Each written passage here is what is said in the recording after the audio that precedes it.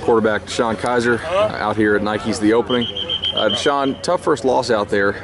We were talking earlier. You told me this was actually your first experience with 7-on-7. Could you just tell us kind of how that went? Your initial thoughts on what is basically just a different game from both? Like I said, it's the first time Ohio really doesn't give you an opportunity to have 7-on-7 tournaments. You do get 10 days over the summer to go out with coaches, and some schools do decide to do 7-on-7. My school does their own summer game where we're just playing against our own guys. So it's weird seeing when you say hut and the linebackers completely drop into a coverage. I mean, I'm taught back home if that happens, I'm taking off and I'm getting 8 yards. That's the dual threat of me. But it's different. You really have to adjust, and as a quarterback, you get put in different scenarios, and you really have to try to be successful with it. Today wasn't the best day for me. I only ended up getting 3 drives, one of them being the last drive of the game, where I'm just kind of throwing Hail Marys. Play calling was, so-so. There were some plays where I should have read it a little differently and maybe picked up a couple first downs and got some things rolling. But there's also some plays where some guys didn't make some plays. And you really can't put the blame on anyone other than myself. Being a quarterback, I'm supposed to go out there and get first downs and eventually make drives. And today, unfortunately, I didn't really be too successful when it came to getting those drives going. So other than that, it's a different experience, but I got to adjust and come back and play. I think it's important for everybody to remember this is a very, very small sample set of performance to evaluate, and the film really kind of tells the true tale of who the player is, as opposed to just 3 days out here with players you've never played with before. Let's talk about something a little more fun. What's the best piece of swag Nike's giving you this week? Those gold cleats are really nice. They're top of the line. I know no one back home has ever even seen anything like them, so I'm going to be excited to bring those back home. What colors are your school back home? We are charcoal gray and red. Have a little green in here and there. We're also the Fighting Irish also, so we have a green clover that we can also bring out. What are the chances your coach lets you wear those gold cleats in the game? There's no way. If they're not black, then we're not wearing them. So I'll bring them back home, I'll practice in them, I'll look cool in them for a couple of days, but then it goes right back to my black and white cleats. Try and save for senior day or something, maybe something special? Yeah, definitely try to bring them out, and hopefully he'll allow me to bring them out. Very cool. We were talking a little earlier, some people think Notre Dame may offer a second quarterback. Just your thoughts on that? Would it affect your recruitment or anything? No, that wouldn't affect me at all. Coming into the situation, I talked to Coach Martin, and he said there was a possibility that a second guy might get offered. The reasoning is there's a good chance that there might be 2 quarterbacks on staff when it's my time to come in. Me and Malik, if Hendricks does decide to go to med school and Golston doesn't make a decision to come back.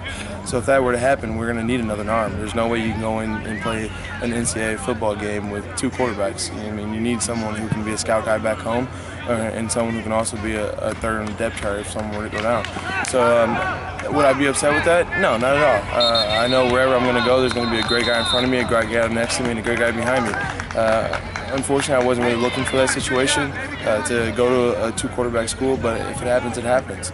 I know from what I'm hearing from Coach Martin, the best option for us is to not use a scholarship on a quarterback. Go get someone who wants to go for the. So go back and grab someone who wants to go to Notre Dame and wouldn't be able to get accepted without something like that to get them in. If we can do that, that'd be great, and get a preferred walk-on. If not, then there is a possibility that it may offer a second guy.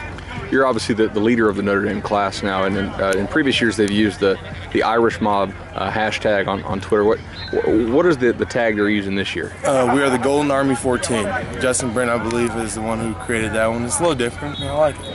Have you been able to throw with Brent out here at all? I know he's not on your 7-on team, I believe, but what is it like to throw to him?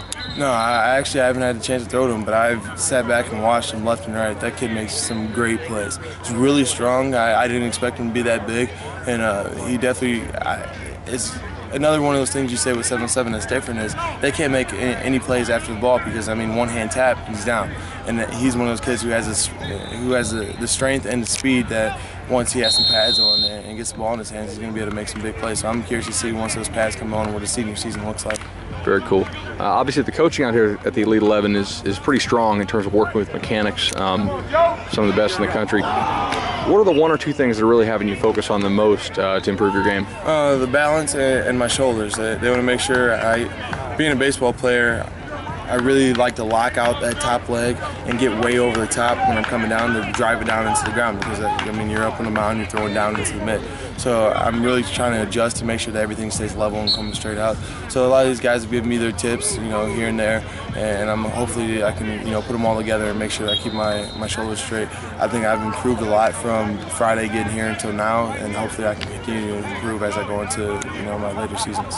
Absolutely. As far as baseball, you know, you obviously enjoy playing both sports. Have you given any thought to not playing baseball this year in high school? No, I'm not sure. There's a possibility I might be able to graduate early. I have to get back and have a good meeting with my president to see if I can get into the second sessions of summer school. If I can't, then I won't be able to graduate early, and I'll go ahead and play. Most likely I will play baseball if I do stay. I want to make sure I get the full high school experience. Baseball is one of my favorite sports, and I could play that sport any time of the day, any time of the year. So I would love to and enjoy to go out and compete with my boys and have some fun on the baseball diamond. But other than that, if it's going to hurt the chance of me getting to Notre Dame and playing earlier, then I'm not going to risk anything like that. But I think most likely I will play. Sure. And last question, who are some of the guys you're really trying to bring with you to Notre Dame? Just from the opening, I've talked a lot to Makai Quick. I'm sorry. And, sure. He's a really good slot guy who's making some really great plays, and it sounds like Notre Dame is really high on his list. He's the type of guy who wants to wait until signing day and keep the suspense rolling, so I'll wait him out on that and see what he decides after that. Other than that, Corey Holmes is a guy that we've really put on the top of our list. On the offensive side of the ball, we pretty much have commits throughout at every position other than receiver, so we're trying to go out and get maybe 2 or 3 more guys, and Corey Holmes is definitely on the top of the list when it comes to that. Other than that, Dalton Schultz is a tight end from Utah who's on my team, and I've had a lot of success with him out here on the 7-on-7 field, so I'm curious to see what we do with that.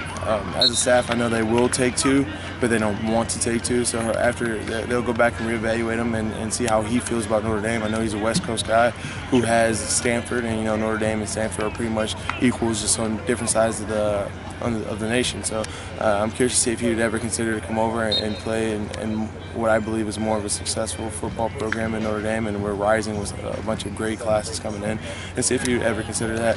Lastly, a guy who we haven't offered that I've really been talking to a lot is Braxton Berrios. He's a slot receiver who's really been busting his butt out here and really proving himself as one of the better receivers out here. I mean, he's at max maybe 5'9", 5'10", so he's a small guy, but he makes great plays in the open field, and he's the type of guy who wants to go get it. And on top of that, he has a great Irish character, and he has the grades. I think he's a 4.0 student, so I'm curious. I'm taking him back home to coach and talk him up a little bit, have them reevaluate and see how they feel about him. That's just my personal opinion on him. I don't know how they feel about him, and hopefully we can see what he would like to do. He sounds like he's pretty interested in Notre Dame and see what they have to offer, and he also said that he's not going to show any interest in the school who hasn't offered him. So we'll see what happens with him. Other than that, those are pretty much my main 3 guys I've been going after. All right, Deshone, it was great. I know all the Notre Dame fans are anxious to see which of those guys are going to jump on board.